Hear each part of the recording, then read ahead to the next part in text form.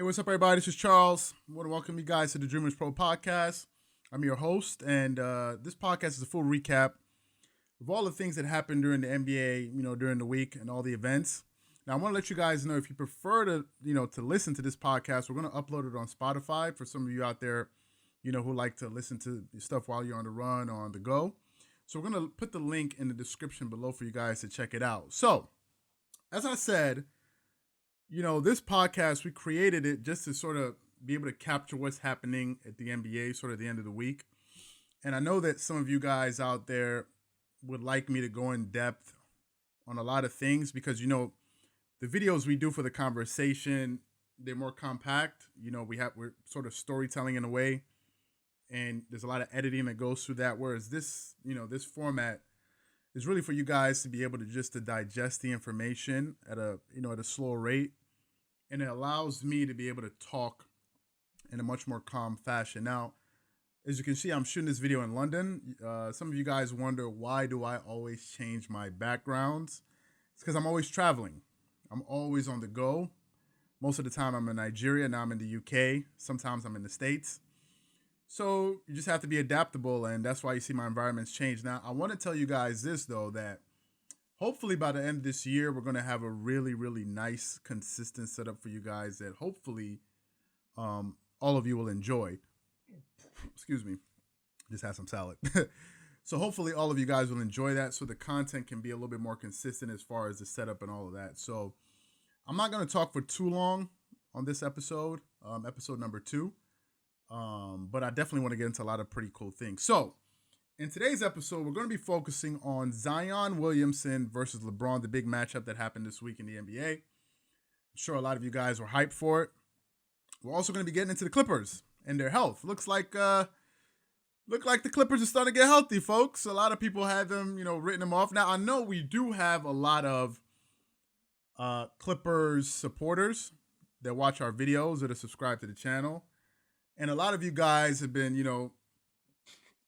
really anxious over the last few weeks.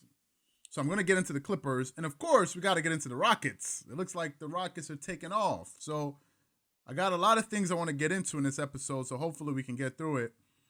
And hopefully you guys enjoy it. Now, I know some of you out there have also asked me, when are we going to do a live stream? When are we going to do a live stream? Well, that's something that, we're definitely considering, Marco and I. But as you know, it's a two-man show. I mean, that's really what it is. It may look like it's more people in the production team, but it's just Marco and I. And, I produce the content. Marco edits it and packages it for you guys. So we're looking to add 1 or 2 people to the team this year. So if we can add those people that we want and get some more subs, get some more subscribers in, then we really want to be doing that regularly with you guys, probably once a month or so. If we have the time. So anyway, in today's episode, as I said, we're going to be talking about a bunch of different things, but let's talk about the matchup between Zion Williamson and LeBron James. Now, we all know that there's been so much hype coming into the season for, a plethora of things, but one of them had to do with, the kid from Duke, Zion Williamson. Now, there's a lot of hype with his NBA career, and nothing quite like I've seen in probably over 10 years. If we have to go back and think about someone that's as hyped as Zion, we got to think of LeBron. Now, we've had other players like, Derrick Rose, Chris Paul, and so many others, but nothing quite. Lonzo Ball, but that was manufactured by his dad.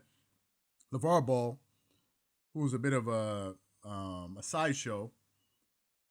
But this thing seems to be legit, not granted. Nike and all of these, the NBA, they always have to build up their product and hype it up because they're looking for the next face of the league.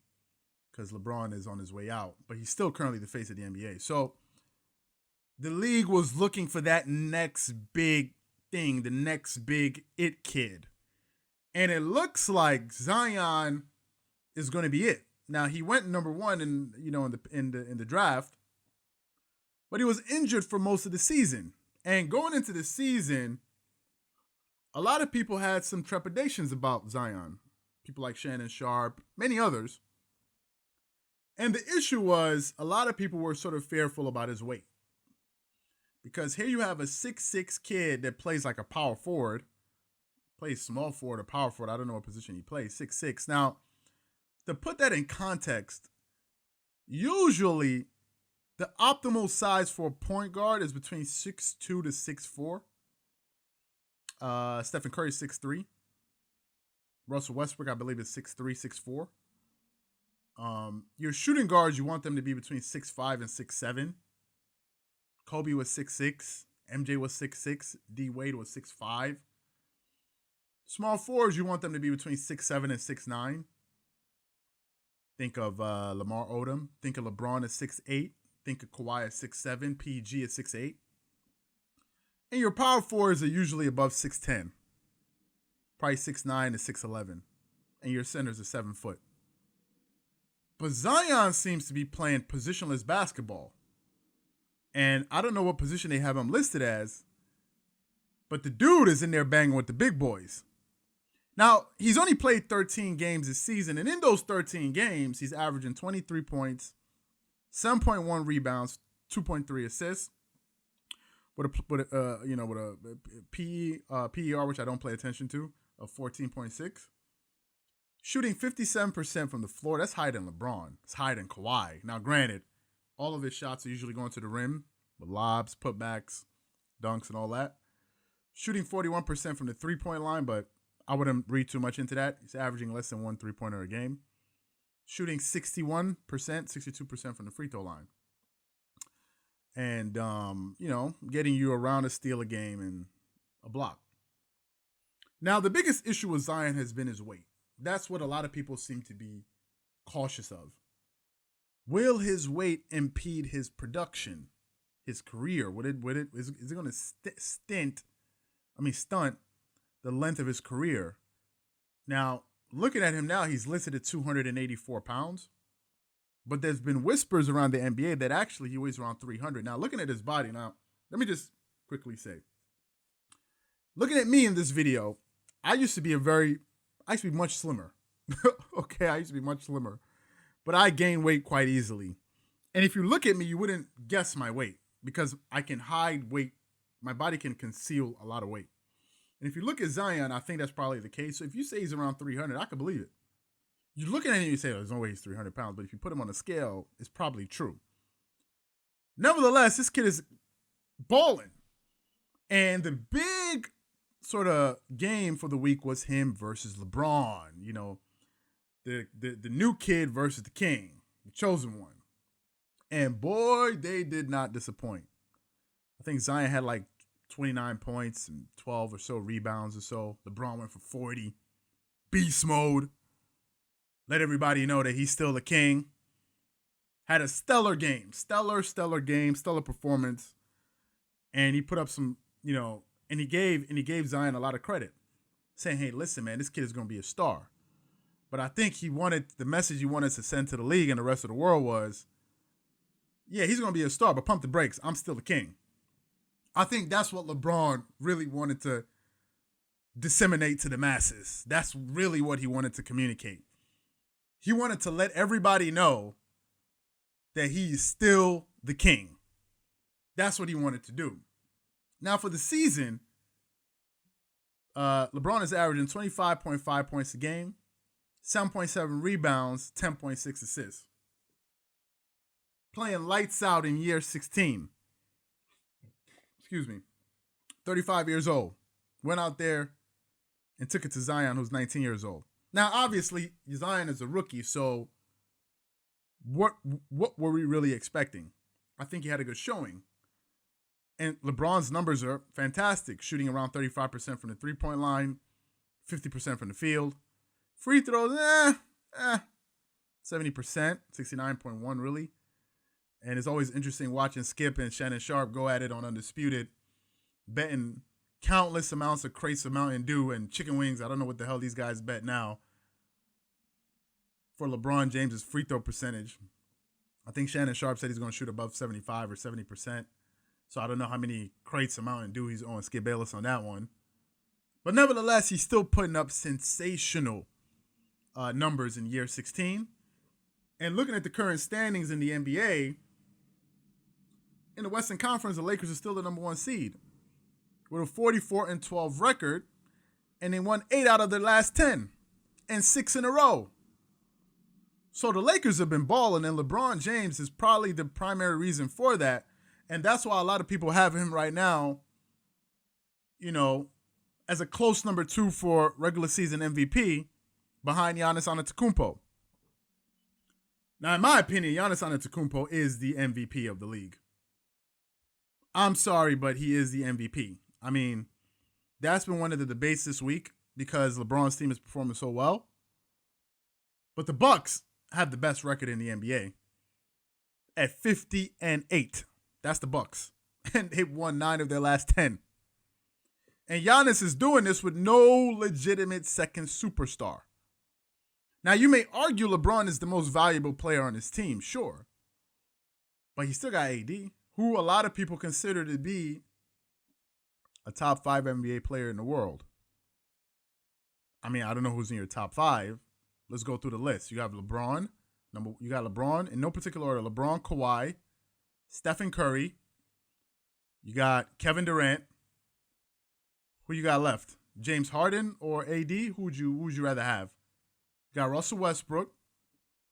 Got Paul George. You got Joel Embiid. So yeah, maybe top 5, depending on your preference. But nevertheless, AD ain't playing with no other top 5 player. Hell, he ain't even playing with a top 10. Hell, he's not even playing with a top 15 player as his second co-star. Probably a top 25, top 30 player. And they got the number 1 record in the league. Now, if we look at his numbers, his beast mode numbers, Giannis is averaging 29.7 points a game. So let's just round it up and call it 30. In math, they say you round up to the closest decimal, so we're just going to round it up. This boy's averaging 30 points, 14 rebounds, and 5.8 assists. Beast mode numbers. Shooting 55% from the field. And doing all of this, by the way, in less than 31 minutes. Free throw percentages are nothing to write home about, 62%, but we all knew that. 3-pointers is 31%, but the guy's averaging 4.7 3-pointers a game, making 1.5. Last season, he attempted about 2.8 3-pointers a game, made less than 1. So obviously you can see his confidence has grown in his 3-point shooting. And Giannis is one of these dudes that is committed to excellence and getting better. He's getting you 1 steal a game and 1.1 blocks a game. Let me say it again, beast mode. This dude is playing like a beast. So right now, in 52 games into the season, 50 plus games into the season, I think Giannis is the runaway MVP. Some of you guys may think differently, but this dude is doing all of this without a second superstar. Now, the media likes narratives. They like yin and yang. They like, contrast, comparisons. So obviously you need to have a, LeBron versus Giannis storyline. So I get it. I totally get it, and it makes sense to me. But in my honest opinion, I think Giannis is still the MVP of the regular season. Which brings me over to another team in the Western Conference that a lot of people have been freaking out about. The Los Angeles Clippers. To my Clippers fans, people that support the Clippers, let me address you guys. So over the last 2 weeks or so, especially going into All-Star break, the Clippers went into All-Star break and they lost 3 straight games. Against Philly, against Boston, and I think, I don't remember the other team, and then they came out of the All-Star break and lost against the Sacramento Kings. Had people in the comment section going crazy. Yo, what's happening to the Clippers, man? I don't think they're going to make it to the NBA Finals anymore. What's up with PG, man? Is it a waste? Should we get back Danilo Gallinari and these other guys that we traded him for and all of those first-round picks? It's looking like this thing is not going to work out. And I told a lot of people, hey, listen, I feel your concerns. I feel your concerns. But I always told you guys in the comment, whenever I responded to you guys, I always said the principal problem, the number one problem that the Clippers are having is injuries. I kept saying that. I said injuries is the number one thing to be worried about. Because if the players are injured, your key players, it's going to be hard to build any continuity. Forget about Kawhi Leonard. Kawhi is doing exactly what he's always been doing. He's, load managing for a real injury that he has. But anyway, Paul George has had surgery on both of his shoulders. Pat Beverly was in and out of the lineup. So how do you expect to build continuity? And I kept telling these guys, hold up, I think everything is going to be all right. Now, granted, Kawhi admitted during the All-Star break that the Clippers had only scrimmaged no more than 10 times this season, which was alarming. And Charles Barkley was when they asked him that on Inside the NBA. He said, hey, bro, how many times have you guys actually scrimmaged? He said, man, no more than 10 times. Now, that was alarming, guys. That right there was alarming. But I wasn't ready to throw away the entire season because of that. So what's happened since then? Now, granted, they're on a 2-game winning streak. But this 2-game winning streak is a little bit different than the ones before. Why? Because in the last 2 games that they've won, all of their players have been available. Yes, everyone. Patrick Beverly, Montrezl Harrell, Shamet, Kawhi, PG, Morris. All of these guys are there now. And these boys is looking a little bit different, ain't they? Saw what they did to the Grizzlies, huh? Y'all saw what they did to the Grizzlies, didn't you? Stifled them in the first quarter. They stifled them. Grizzlies couldn't score. They literally couldn't score. I think the first quarter, the Clippers put up like 40 points to the Grizzlies 14. It was absurd. And I remember prior to that, one of our followers saying, hey, man, remember when Ja Morant gave it to... What happened that second game? What happened that second game? Now, if we go look at the second game between the Grizzlies and the Clippers, again, it was unbelievable. Now let's look at what happened. Because Doc Rivers said he's going to be doing something a little bit different from this point forward. He's going to be making Kawhi play the number one offensive wings or players on the opposing team. And who was Kawhi Leonard's defensive assignment just the other night against the Phoenix Suns? Devin Booker. So what did Devin Booker do? Kawhi picked him up the whole game. Devin Booker that scored 70 points in the game. Scored 14 points. Shot 26% from the floor. Went 5 of 19. Made 12% of his three-pointers. That's Kawhi Leonard's work, and that's the Clippers' work. It is so scary, I can't even explain it to you guys when these guys get rolling on the defensive end. I was watching the game, and I saw PG let off a quick 8, and I was like, damn. 3-pointer, 2-pointer at the elbow. Another 3-pointer in the corner, falling out of bounds. Like, God damn. If that wasn't enough, you got Morris coming in there hitting threes. Then you got Lou Williams coming out there hitting threes. You got Kawhi Leonard getting buckets all over the floor, just bullying people. And at one point, Kawhi, in the second half, went up to shoot a jump shot, mid-range, drew a foul, and nobody touched him. And the commentator was like, how the hell? He's like, nobody touched him. Look how he's flailing.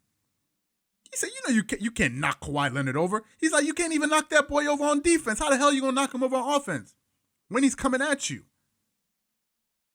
These Clippers are about to be scary. And I said it.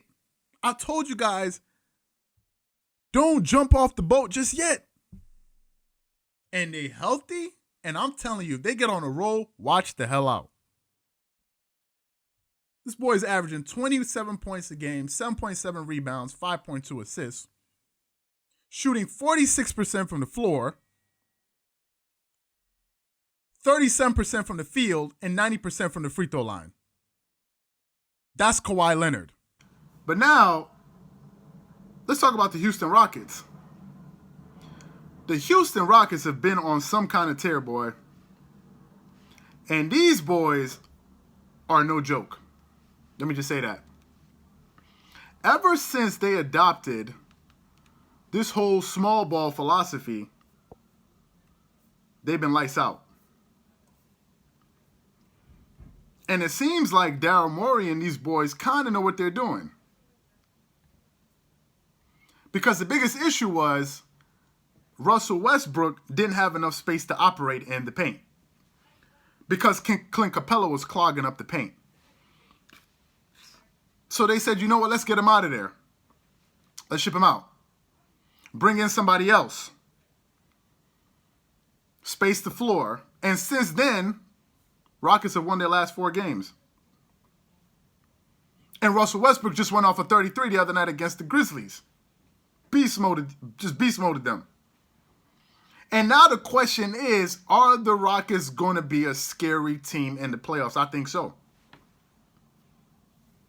I think the Rockets are definitely going to be a scary team in the playoffs. Now, I'm not saying that they're going to win the championship, but they're definitely a wild card. They're like the Miami Heat in the East. If these guys can somehow pull it all together, I think they're going to be a really dangerous team in the playoffs this year. Now, currently, Russell Westbrook is averaging 27.3 points a game, 7.9 rebounds, and 7 assists. If we look at his running mate, James Harden, he's averaging 35 points a game, 6 rebounds, and 7 assists. These dudes are averaging like 60 points between the two of them. 65 points just between the two of them. You want to talk about a tandem that can explode at any time. It's the Houston Rockets, Russell Westbrook, and James Harden. 2 players that are completely unguardable. So, if you want to beat this team, you got to play great team defense, which is something the Clippers are really good at, especially on the perimeter. And if you beat them on the perimeter, then they don't have a lot of shot blocking and going at the rim. That's where they can get into trouble.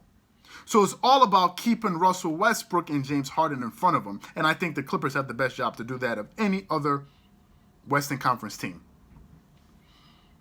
So it looks like the Rockets have found a formula that's most likely going to work.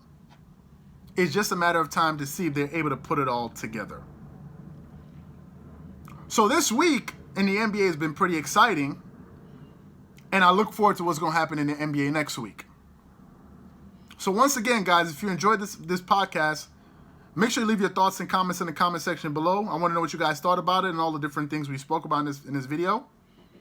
Or if you enjoy listening to it on Spotify, just click the link in the link below, in the description below, and you can go listen to the podcast on Spotify. Once again, this is Charles here from Dreamerspro, one half of the Dreamerspro family. Wishing you guys an amazing day, and catch you guys next week. Peace out, guys.